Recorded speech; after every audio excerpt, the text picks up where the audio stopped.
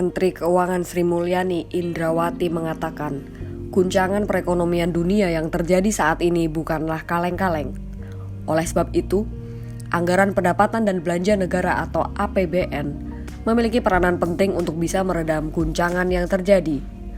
Terlebih, guncangan ekonomi global diproyeksi akan berlanjut di tahun depan. Bahkan lembaga-lembaga internasional memprediksi bakal terjadi resesi global di 2023. Ia memaparkan ekonomi global sempat tertekan akibat pandemi COVID-19. Namun ketika mulai terjadi pemulihan, malah justru dihadapkan guncangan akibat perang Rusia dan Ukraina. Kini dunia sedang menghadapi krisis pangan dan energi, lonjakan inflasi dan tren kenaikan suku bunga acuan yang melemahkan perekonomian. Di sisi lain, dunia juga dihadapkan pada persoalan perubahan iklim yang berdampak pada perekonomian khususnya pada produksi pangan.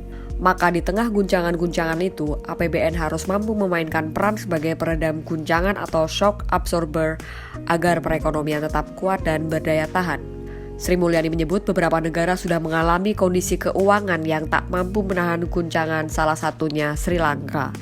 Selain itu, ada Inggris yang kini kondisi APBN-nya juga terganggu akibat kebijakan fiskal terbarunya.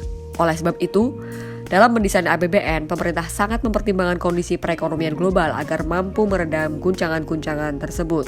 Saat ini ekonomi Indonesia pun cukup terjaga di tengah gejolak ekonomi global yang ditandai dengan terjaganya pertumbuhan ekonomi di kisaran 5%. Pada kuartal 1 2022, ekonomi tercatat tumbuh 5,01% dan berlanjut di kuartal 2 2022 dengan tumbuh sebesar 5,44%. Pertumbuhan ekonomi di kuartal 3 2022 juga diyakini masih akan kuat karena permintaan tetap tinggi meski adanya kenaikan harga BBM.